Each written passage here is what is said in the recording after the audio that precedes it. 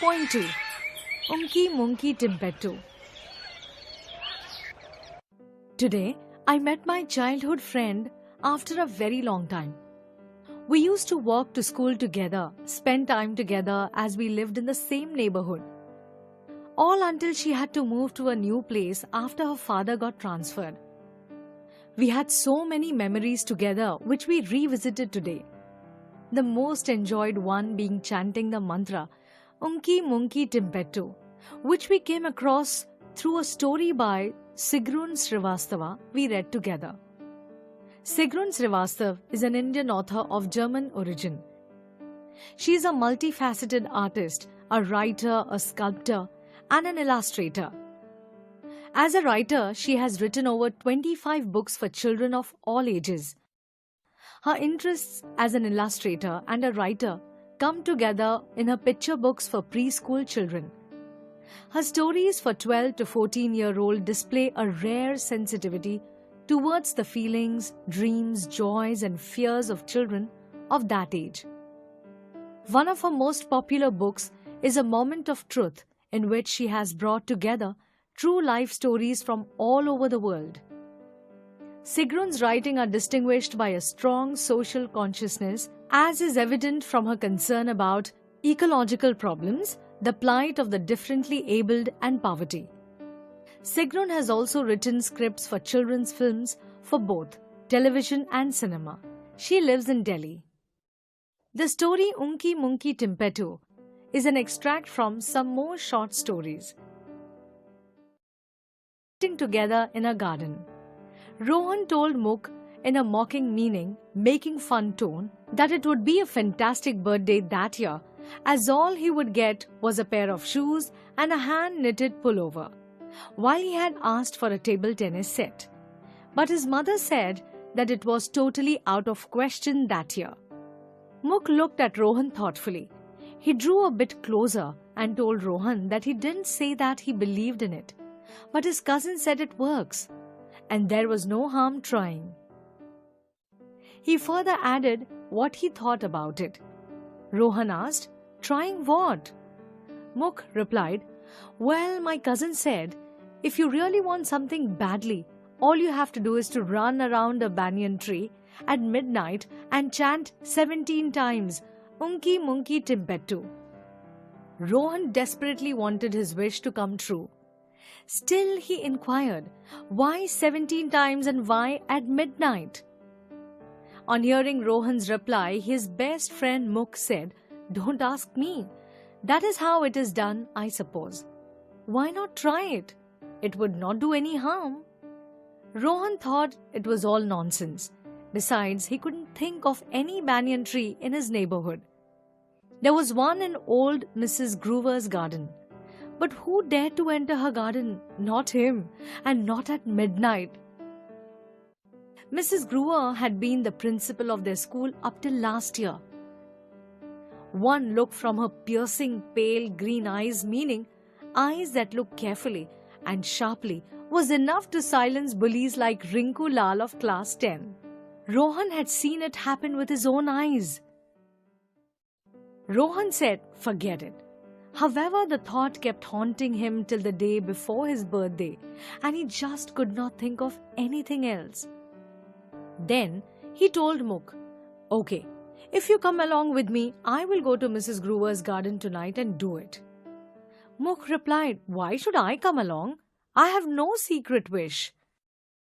On hearing Mukh's reply, Rohan insisted him to come along and wish for his table tennis set. So, at 10 minutes to 12, Mukh and Rohan met at the back of old Mrs. Groover's garden. They climbed and sat on the boundary wall. They looked down into the garden, which lay dark and silent in the dim light of the moon. And there was a banyan tree, its aerial roots, meaning roots that grow above the ground, swaying in the gentle breeze of the night. They jumped down, reached the tree, and looked around carefully. Pointing at Mrs. Groover's house, Rohan whispered to Mukh, "Imagine if she's awake." Mukh hissed, "Nobody's awake at this ghostly hour of the night. Now get going, run." Rohan ran. He ran as fast as he could, chanting Unke Munke Timpetoo. I wish my wish is coming true, over and over again. He felt a bit scared. That was why he tried to get it over quickly and increased his speed. He increased the chanting too. And all the while he went on listening to the sounds of the night, a crackle here, a swish there. Suddenly a ferocious bark tore the stillness of the night. Inside Mrs. Grover's house, lights flashed on, and the back door was pushed open. Mrs. Grover called out, "Who is there? Answer, or I will send the dog at you." Rohan mumbled, Muk, say something." But Muk was climbing up the tree. When he saw Mrs. Grover bend down to unleash the dog, Rohan pleaded, "Please don't send the dog at us. I will explain everything if you let me." Mrs. Grover shouted, "Speak out soon." Rohan told her everything. He feared she might not believe him, but she listened to Rohan without interruption. She just looked at him with the hard light green eyes, meaning unfeeling eyes of hers, as if she was trying to see right into his heart. She finally asked Rohan, "So, and you believe in Unke Munke Timpetoo? Do you think it will help?" On hearing her reply, Rohan dropped his head and said softly, "I hope it will." She returned and further added, "Well, if you believe so, go and finish your rounds." She turned saying, "And while leaving, would you mind using the front gate?" Rohan did finish the remaining 6 rounds and left her garden using the front gate. He swore that he would never return. And then the great moment came. Rohan opened his gifts, rejoiced over his new pair of shoes and the hand-knitted pullover. And then his eyes fell on a parcel, a big parcel. He had never received such a big parcel earlier. He read, "To Rohan Khanna from Unke Munke Timpetoo." He stared at Muk and he looked as surprised as he was. Rohan's mother inquired, "Who is Unke Munke Timpetoo? Isn't that an unusual name?" Rohan replied, "Yes, very unusual indeed." Rohan bent over the parcel and began to unpack it. He removed the strings and the paper impatiently. Finally, he removed the colorful gift wrapping and found a table tennis set. It was not a brand new table tennis set, but it was a fabulous one.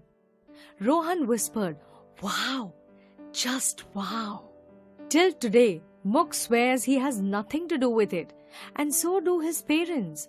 Rohan wondered if old Mrs. Grover was responsible for the surprise. He wondered for a very long time. One day, Rohan gathered up all the courage he possessed and went to meet Mrs. Grover. He used the front gate and rang the bell. He had gone over his lines 100 times, but when she looked down on him, with her pale green eyes, he felt his heart sink and his courage vanish. And all he could do was stutter like an idiot. "Good afternoon, madam. Sorry, but do you believe in Unke Munke Timpetoo?" Mrs. Grover continued to look at Rohan with a strange look in her eyes. She replied softly but seriously, "Yes, I do believe in Unke Munke Timpetoo. I had wished to have somebody over for tea today, and here you are. Now, isn't it a perfect example of Unke Munke Timpetoo?" She smiled, and she looked so different, almost human. From that day onwards, Muk and Rohan went to see old Mrs. Grover quite often. Not only because she made the best tea and had the best cookies. No, they went because they liked her, and they had one thing in common. They all believed in Unke Munke Timpetoo.